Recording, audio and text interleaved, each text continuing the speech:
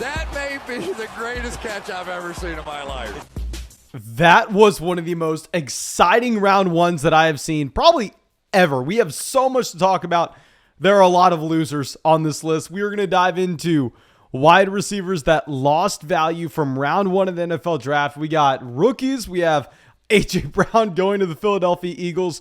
But before we get into anything, please go down there. Drop a like on this video if you have not done so already. Go to the comment section. Let me know the most surprising thing from the NFL draft in your opinion. And let's just go right into this. And let's start it off with a rookie in Jamison Williams. Now, a couple things happened here with Jamison Williams. I mean, we know that this was a fast riser throughout the draft process. This was a wide receiver that a lot of people got on. They looked at that deep threat ability. We always talk about this, that deep threat ability is much more valuable from an NFL stance, knowing how defensive coordinators have to adjust to it, than it will be from a fantasy football perspective, because it won't necessarily command that much volume, and very, very rarely is a player turning into Tyreek Hill.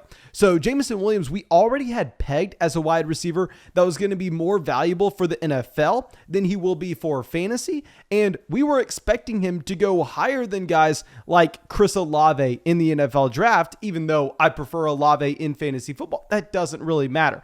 But he does fall behind some of those wide receiver options. He falls behind Chris Olave. That's not a big deal. But what is a big deal is the team he goes to. He goes to the Detroit Lions. This is an offense that, I mean, they have weapons. They have, honestly, a pretty good roster they're forming here. They have a good offensive line. They have TJ Hawkinson at this point of his career, I mean, easily a top 10 tight end. And if you consider what he can do as a blocker, he's probably working his way into that top 5 consideration in the coming years. You have Amon-Ra St. Brown, a wide receiver that broke out as a rookie. You have DeAndre Swift on top of this, one of the best pass-catching running backs in the NFL. You have a pretty good supporting cast here. But the issue is, it's the Detroit Lions. We know this coaching staff is never really going to be able to turn this team around. We know this organization is legitimately cursed. And I don't necessarily want to say, they're cursed, that you can't have a valuable fantasy player. Of course they can. But they got Jared Goff as it stands at quarterback. I mean, even if they go out there and they draft someone in round 2 of the NFL draft, even if they go out there and make a play later on, still, this is going to be a bad quarterback room. It's going to be a bad offense overall. And as we've already discussed, this is a team that has weapons where Jamison Williams doesn't necessarily need to be a target hog in this offense. I think it's a great pick for the Detroit Lions because if you look at it, you have Hawkinson over the middle of the field. You have St. Brown in the slot. You need the speed on the outside. They didn't think they were going to get Jamison Williams. They had the opportunity to trade up for him, and that's why they went out there and signed DJ Chark to the 1-year deal for $10 million earlier this offseason. Essentially, Jamison Williams is a significantly better version of DJ Chark. And if we dive into where he was being drafted in fantasy leagues before the NFL draft, he was going pretty damn late. Like if we head over to Underdog Fantasy, and real quick, let me tell you about this Underdog Fantasy situation we have. Of course, if you go sign up for Underdog Fantasy, where you can get into some real money fantasy football drafts and draft those teams all year round. You're going to see us draft over 200 teams there this offseason. You will be able to get your first deposit match dollar for dollar up to 100. You'll get our rookie rankings. You'll get our dynasty rankings. You'll get our 2022 rankings, all with promo code FLOCK with your first deposit. You can find the link in the description. But what's exciting is they just launched Best Ball Mania 3. It's launching on Monday, and they announced there's a $10 million prize pool. It's not all the first, of course. It's all throughout, but a $10 million prize pool. I can't wait to hop in there. Please make sure you take advantage of that promo code. Get everything there is to offer. Support this channel.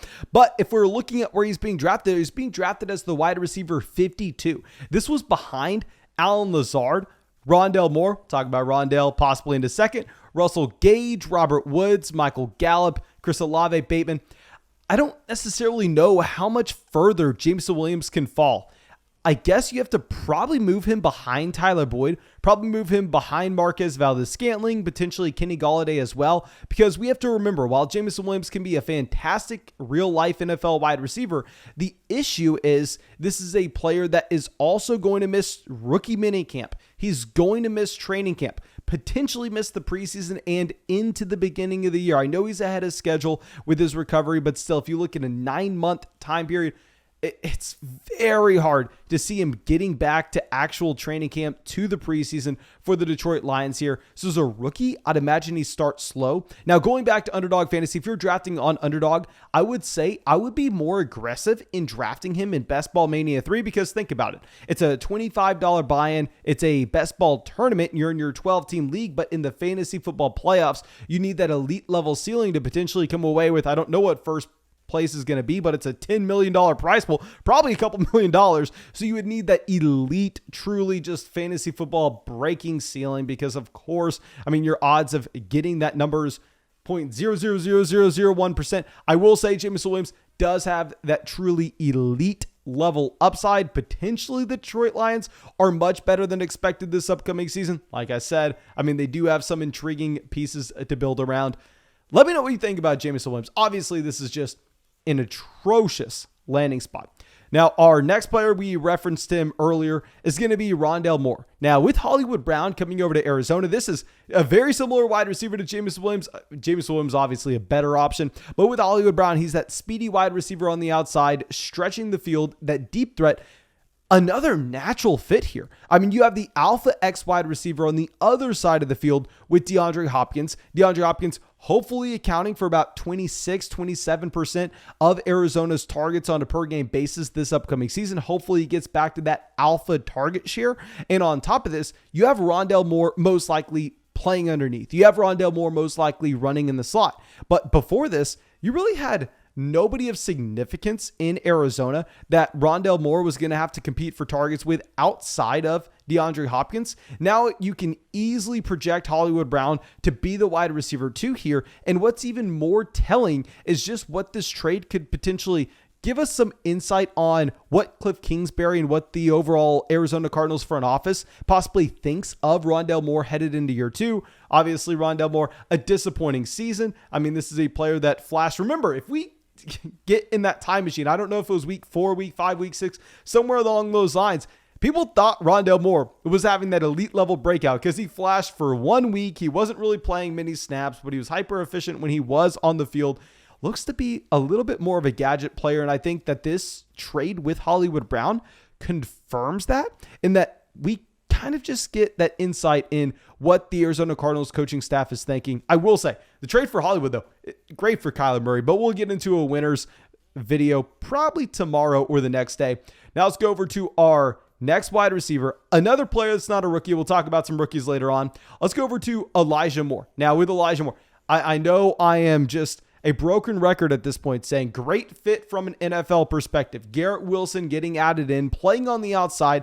Elijah Moore is going to be able to slide over to the slot where he's going to be a more natural fit. He did not get the snap share that you wanted to see in the slot, in particular his rookie season, because you had Jamison Crowder there. And who did you have on the outside? You had an injured Corey Davis. You had a Denzel Mims that literally just can't do anything.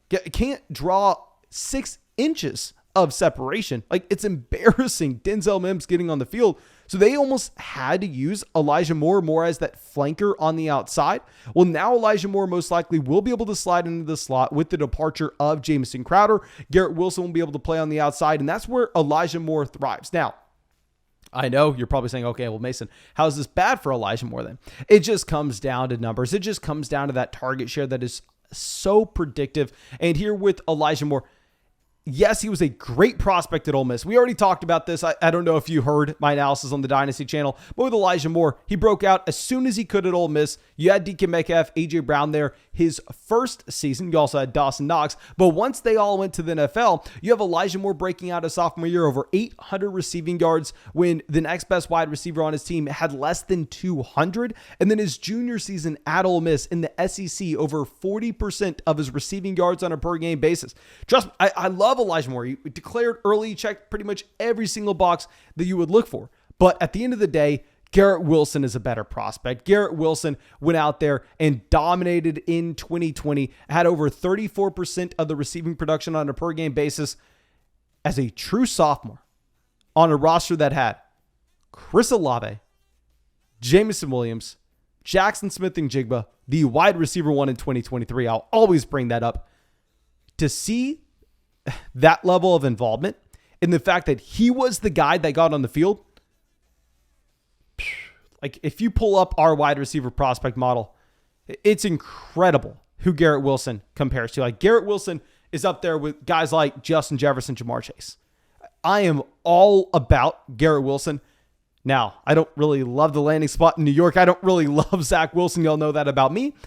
But still, nonetheless, I will say Garrett Wilson's the wide receiver one here. So what's going to happen is, yes, Elijah Moore has a more natural fit, and he's going to be able to thrive in the slot from an NFL perspective. Defensive coordinators aren't going to be able to zero in on him, and Garrett Wilson will allow this New York Jets offense to have more production overall. However, I don't think Elijah Moore has it in his range of outcomes now to all of a sudden account for 26, 27% of this team's target share, even though he had that in his range of outcomes previously. Say if this team would have instead gone with the George Pickens in the second round and passed on Garrett Wilson in the first, then I think you could have been a lot more excited about Elijah Moore. Elijah Moore is not a big time loser. I'll tell you right now, a lot of people in the comment section are probably telling me, oh no, Mason, Elijah Moore is a player that I am not moving down our rankings at all. Elijah Moore is staying where he is. I don't know if I can get behind that. I'm just putting him on this list to let you know I think he should slide down. Right now he's being drafted on underdog in a range of Chris Godwin, Michael Thomas, and Juju Smith-Schuster. I'm not going to get too excited about the wide receiver 2 in a Zach Wilson-led offense. Now let's go over to our next option. Speaking of bad landing spots, trust me, I got so excited when I saw it just because how much I love the wide receiver, and I was afraid he was going to fall a little bit in the NFL draft. But we have to admit, it is a very bad spot. You have Drake London. Now here with Drake London, he goes over to the Atlanta Falcons, a wide receiver core that is just empty. There's nobody there. And I will say, there's an outside chance that the Atlanta Falcons address the quarterback position in round 2 here. If they address the quarterback position and they're able to bring in someone like Malik Willis, they're able to bring in a Sam Howell, maybe someone like Matt Corral. If they bring in someone that we can see some upside with, I will be more excited about this landing spot with Drake London because there really is no target competition. Of course, you have Kyle Pitts. I actually think Kyle Pitts will out-target Drake London this upcoming season. That is how good Kyle Pitts is. I very rarely are you seeing that from a sophomore tight end.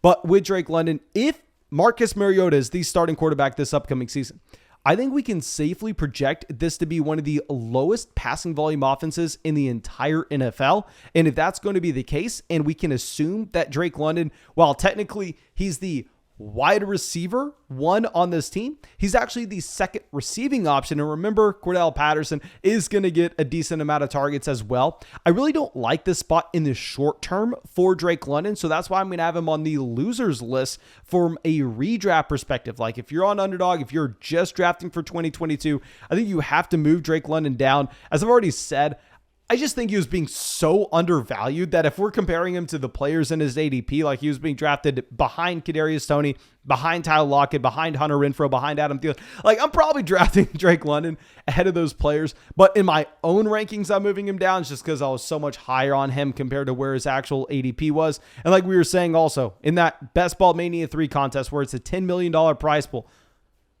this is the type of player you take. This is the type of player that has access to that elite level ceiling. I know we're talking about some positives with him.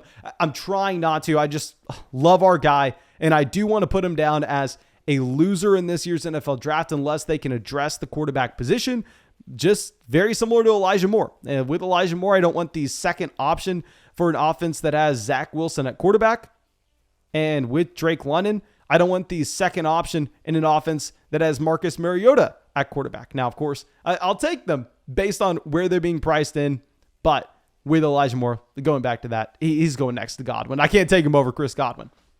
Now, let's go over to the biggest news we had from the NFL draft. Something that I was not expecting in the slightest. I believe someone in our locals community posted the picture of A.J. Brown and Jalen Hurts practicing together last week, and I probably rolled my eyes at it going, oh my God, what are we talking about here?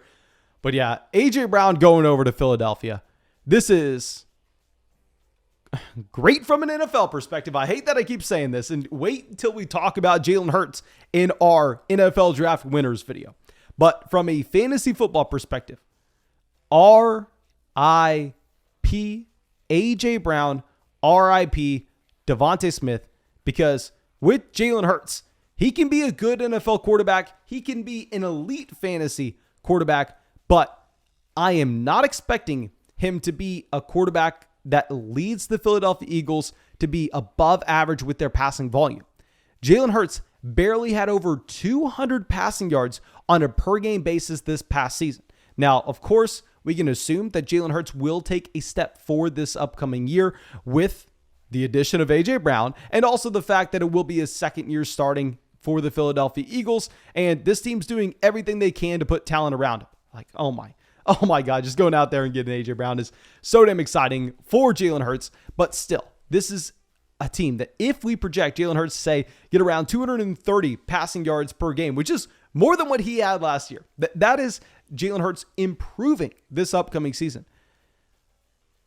The market share A.J. Brown would have to justify his ADP right now is insane. If we go over to Underdog, he's being drafted as the wide receiver 9. Now, we had our wide receiver rankings come out earlier this week, and I have Mike Evans. I had Mike Evans ranked ahead of A.J. Brown, despite Mike Evans being after him in ADP. But if we're talking about wide receivers that A.J. Brown has to fall behind, he has to fall behind in ADP, Mike Evans, T. Higgins, DeAndre Hopkins, Keenan Allen. Once you get to Jalen Waddle, that's where you have the conversation. Once you get to Jalen Waddle, Jerry Jeudy, Mike Williams, that's where you have the conversation with where A.J. Brown needs to be in line with his ADP. Now, I easily think A.J. Brown is the wide receiver 1 based on what we saw in 2019, 2020 with his profile and how efficient he was in Tennessee. Now, I think he's the wide receiver 1 over Devontae Smith, who also loses a substantial amount of value, because with Devontae Smith, he looked like, well, yes, this was a wide receiver that disappointed year 1. I know some people in our locals community were telling us, oh, Mason, you got to buy low on Devontae Smith, buy low on Devontae Smith. I was like, no, we'll buy low on him after they draft Chris Olave in the first round. This is even worse than we were expecting. You go over to Underdog. He was being drafted as the wide receiver 29. He was being drafted right after Juju Smith-Schuster, Michael Thomas, Elijah Moore. He's being drafted right before Hollywood Brown, Amon-Ra St. Brown, Brandon Cooks. Smith has to fall further down. I think you have to have him behind Hollywood. Hollywood's the wide receiver 2. I mean, in a much better passing offense. Amon-Ra St. Brown's also probably falling a little bit with Jamison Williams. I don't want to have Amon-Ra St. Brown on this list just because I think so many people are going to be rushing to assume that he's a massive loser with Williams coming over, but I think they play two completely different roles where Williams will actually not command that much volume, and I don't hate it for Amon-Ra St. Brown because we were already expecting them to add a wide receiver regardless, but he has to fall behind Brandon Cooks. Brandon Cooks easily goes over Devontae Smith now. Smith probably has to fall behind Darnell Mooney, probably has to fall behind Brandon Ayuk. Like, if you're asking me, Mason, who you want, Devontae Smith or Drake London, Devontae Smith or Treylon Burks? That's an interesting conversation because those other wide receivers can be the wide receiver 1 on their own team, and their team can have more passing yards than what you're going to get with the Philadelphia Eagles. Like I said, I think Jalen Hurts can be a good NFL quarterback. I think he can be an elite fantasy quarterback. I don't think he can be an above average NFL quarterback when it comes to his passing volume and what he provides for these receivers in Philadelphia. I don't think it's going to happen. Smith has to plummet. He has to fall rounds in ADP. He is by far and away the biggest loser of this year's NFL draft. I think it's Devontae Smith, 1, A.J. Brown, probably 2. Then after that, Jamison Williams. I guess we can talk about expectations with Amon-Ra St. Brown because we brought him up. I mean, this is someone that I do think needs to lose some value with the addition of Jamison Williams, but you were never expecting Jamison Williams to come in and get that 25% team target share with Williams. he was being drafted to increase the efficiency of the overall offense. As we've always said, with these deep threats, they don't need the volume. I mean, this is why you see in 2020, Henry Ruggs going over CeeDee Lamb. If you ask John Gruden, if you ask anybody with that Raiders team, hey, who do you think scores more fantasy points? Who do you think has more targets? Who do you think has more receptions? Who do you think has more receiving yards this year? Henry Ruggs or CeeDee Lamb? In 2020, they're all saying, oh, easily CeeDee Lamb. That's not why we drafted Henry Ruggs. You're drafting those speedy wide receivers that are deep threat specialists because they can create separation underneath for players like Amon-Ra St. Brown, for players like TJ Hawkinson, for someone like DeAndre Swift. So I'm not as worried about Amon-Ra St. Brown's fantasy value as I know a lot of other people will be. I will say Jamison Williams is 100% the more valuable NFL wide receiver, and the Detroit Lions should value him a lot higher. But if you ask me who I'm drafting in fantasy football drafts for this season in particular, I'm still probably taking Amon-Ra St. Brown as the wide receiver one on this team. Now, he does have to fall behind some guys like Brandon Cooks, Darnell Mooney, Brandon Ayuk, but I don't necessarily think he's going to be plummeting rounds as we are seeing with A.J. Brown and Devontae Smith. But I guess we can say Amon-Ra St. Brown has a similar fall to guys like Elijah Moore and Rondell Moore. Now, of course, thank you so much for being a part of the flock and supporting the channel. Really hope you enjoyed this video. Thank you so much, and I hope you have a great day.